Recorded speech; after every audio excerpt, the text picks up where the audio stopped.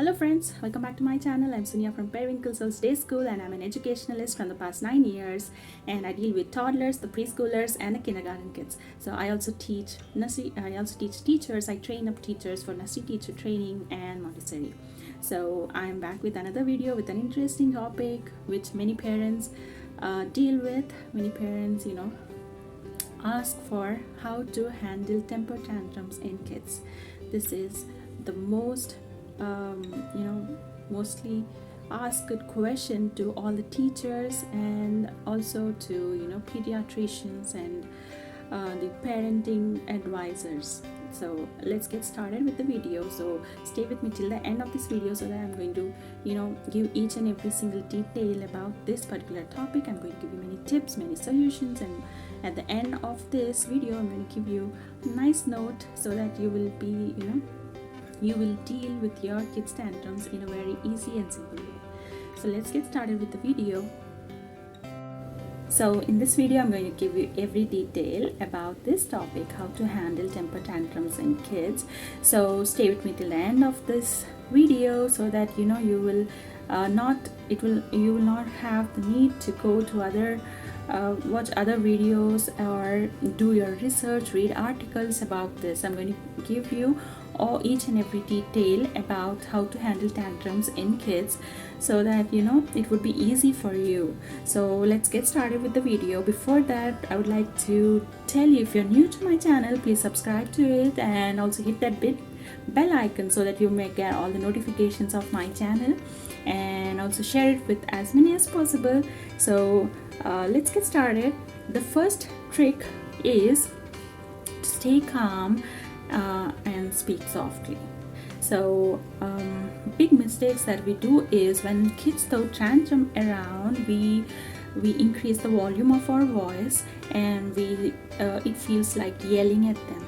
At that particular time, the kid might stop throwing tantrums because he's scared of your voice, because the volume of your voice is increased and he's scared of your voice.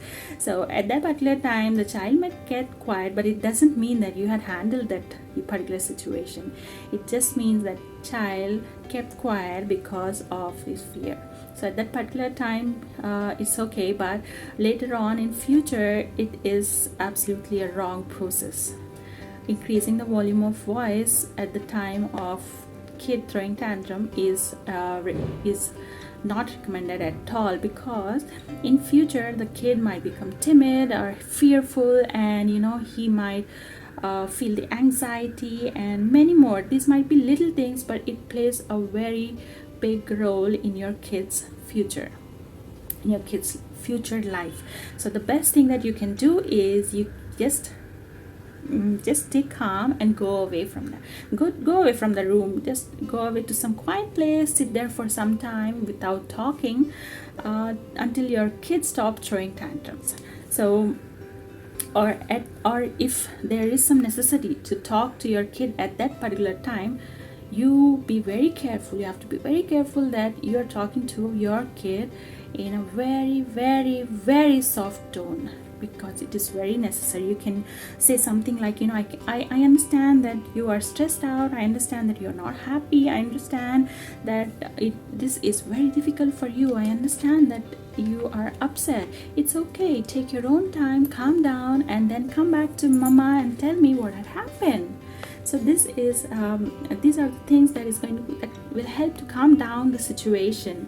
So this works very well with my kids and me. Whenever they throw tantrum, the first thing that I do is I stay calm and I go away from that place, and I just stay calm. Many people tell me that, why are your kids not listening to you at this particular time? They have to be listening to you. You're not able to manage your kids. You are not able to control them. How can you just leave them like that? How are they behaving at that time, and so on, many more to say. But I don't listen to all those. I know what I'm doing. I knew what I'm doing. I have been doing this, staying calm whenever they throw tantrums, not from now, but from when they are babies. So now my son is 4 and my daughter is 3, and now completely understand that why I am quiet, why I am calm. When I'm quiet or calm when they throw tantrum, they understand that I didn't like their behavior, and or I am unhappy with that particular behavior, and it takes little time for my daughter to come out of it and tell me what had happened, why she's upset. But my son immediately, he just watches me, and when I'm quiet because of that behavior, he just comes to me, hugs me, and cries. He says sorry, and then he tells me whatever had happened, why he's upset. So this is the best trick which worked with my kids. And second is, not every tantrums are needs a reaction. You can ignore few. There are few tantrums which should be ignored, because like your kid, and you know that your kid is not like this at all, but he's throwing tantrums on unnecessary things, like he might have seen some child in the school throwing tantrums for that particular thing, and he's coming home and doing the same thing. He's trying to imitate the same thing to get a particular thing. Or he's seen some kid in the park, in the play area, and doing that. So such tantrums can be ignored. So if you respond to it and the child responds to it, and then again you respond to it, the child responds, and so on, and it goes on, and it's going to create a conflict between you and your kids, and the situation might get worse. So ignore doesn't mean that you just walk away to another room. It means that you don't respond to that particular tantrum. Just continue to do what you are doing. And the third thing is timeouts. I mentioned this timeout thing in my previous videos also, about the behavior videos. I'll mention all the links in the description box below, so you can go ahead and watch all those videos after watching this, so that it will be easy for you to handle your kids. So timeouts need to be handled very sensitively.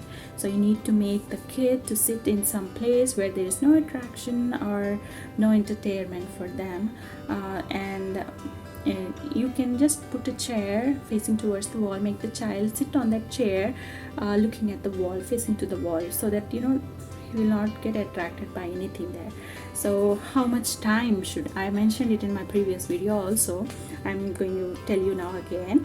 How much time? It depends on your kid's age. If for example your child is 1 year old, make him to sit for one minute. 2 years, make him to sit for 2 minutes. 3 years, 3 minutes. 4 years, 4 minutes. 5 years, 5 minutes. 6 years, 5 minutes. 7 years, 5 minutes. 8 years, 5 minutes. Not more than 5 minutes. And during this time you should not interact with your child, with your kid at all.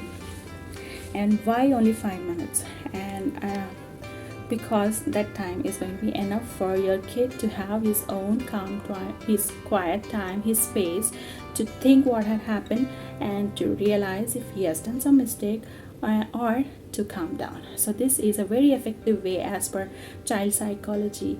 It teaches the child self-soothing and self-calming, which is very important, because that is what they have to do in their future life. Self-soothing and self-calming. So this helps them to get time to, as I said, to have space to think. It helps them to come out of that particular situation on their own. And timeout should not be given more often for every tantrum, because its effect will be over. So you think and do. If that particular tantrum needs to be ignored, just ignore it. If that particular tantrum needs timeout as a solution, do it. If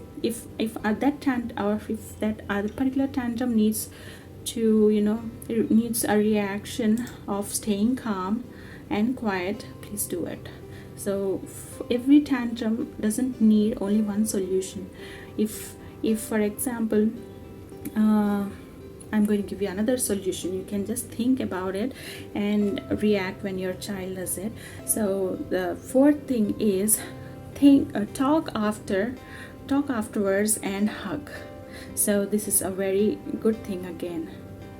When the kid throws tantrums, just go hug, empathize, and say it's okay, that's it. They're going to calm down and hug you back. This technique helps most of the time with my son. Yeah, whatever he's doing, if he's throwing tantrums or if he's upset or anything, I just go and hug him and tell him, okay, it's okay, it's okay, it's okay, baby, it's okay. And that's it. He's going to just hug me back, and after he calms down, after they calm down, and later on during that day, not that particular time, later on during that day, you can talk to them about this, and it's a very good solution too. Yes. And fifth thing is, never say no too many times. Kids like doing things for which they are said no. So kids like to do all the things that you said no for. So before saying no, you should think 10 times. Let them explore, let them learn, as this is the age where they have the curiosity to know everything and go everywhere. So say no only if you feel that they are going to harm themselves, or they're going to harm others by that particular behavior or thing, whatever they are doing. So if you say no for everything, that's where they get in conflict with you. So please don't say no for everything. No, don't go there. No, don't eat that. No, don't put it in your mouth. No, don't sit down. No, don't wear that. No, let them do it. So say no only if you feel that they are going to hurt themselves or they're going to hurt you. And later on during that day, you can, when they are happy, in a very listening mood and all, you can explain it to them that what they have done at that particular time was not good. They should not be going to that places, or they should not be wearing this, they should not sit on the floor where it is dirty, and so on. You can explain it, and that particular time the child is going to listen and grasp it, and next time when that situation comes, he's not going to do that. And the next thing is, sixth thing is, it is not necessary to give into tantrums all the time. I've written all the points so that I don't get missed, because I wanted to give all the information in this particular video about this topic.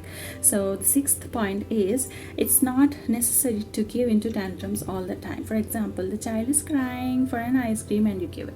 The child is crying for candies and you give it. And the child is crying for that particular toy in the grocery shop, in that supermarket, and you give it. So by doing this, you teach them that they're going to get things if they cry and ask for it. So, and this is how they get things done, and we feel that they are throwing tantrums. Because of you, they started, crying and asking, because they cried and you given it. They feel that if they cry, they are going to get things done. So this is because of you that they started throwing tantrums, and you think that they're throwing tantrums. So see this thing, not every tantrum is necessary to it's not necessary to give into each and every tantrum.